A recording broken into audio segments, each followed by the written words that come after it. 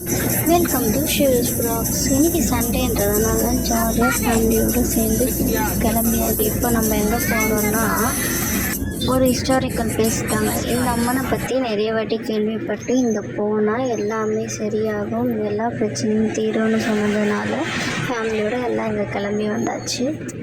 இந்த கோயிலுக்கு லெஃப்ட் சைட்லேயே கிருஷ்ணனும் அர்ஜுனும் சேர்ந்த மாதிரி ஒரு கோயில் இருக்குது. அதுவுமே ரொம்ப நல்லா இருந்துச்சு.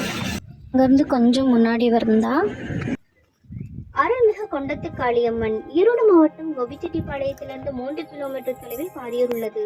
72 அடி உயர 7 நிலை ராஜகோபுரம் கம்பீரமாக காட்சி தருகிறது. ராஜகோபுர வாயிலில் உள்ளே சென்றால் பரமேஸ்வரன், பார்வதி தேவியின் காட்சி, சரஸ்வதி, லட்சுமி, பிரம்மா, விஷ்ணு, குரு பகவான், நாரதர் மற்றும் சித்தர்கள் காட்சி தருகிறார்கள்.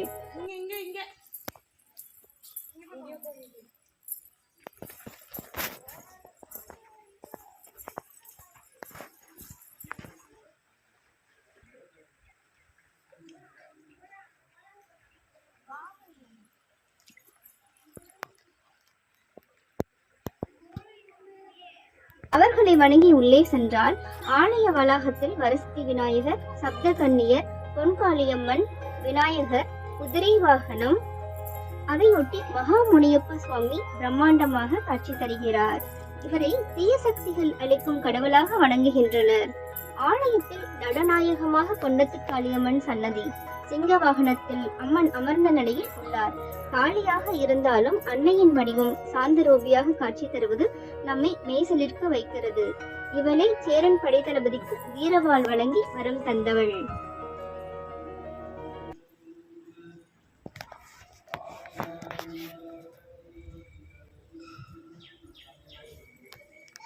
அம்மனை நல்லபடியாக தரிசனம் பண்ணிவிட்டு அங்கேருந்து கிளம்பியாச்சு. பசங்கள்லாம் தண்ணியில் ஆடணும்னு சொன்னதுனால எல்லோரும் கொடிவேரிக்கு வந்தாச்சு.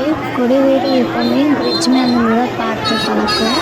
இதுதான் ஃபர்ஸ்ட் டைம் போட் ஹவுஸ் போயிருந்தோம். போட் ஹவுஸுமே சூப்பராக இருந்துச்சு. 50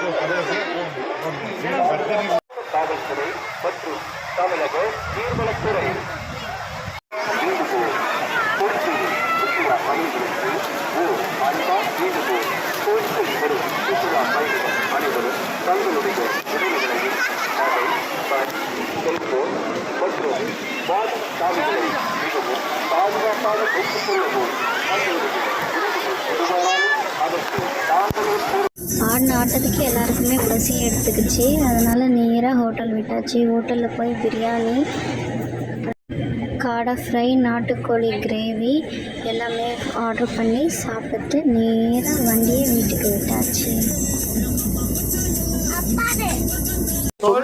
அவ்வளோதான்.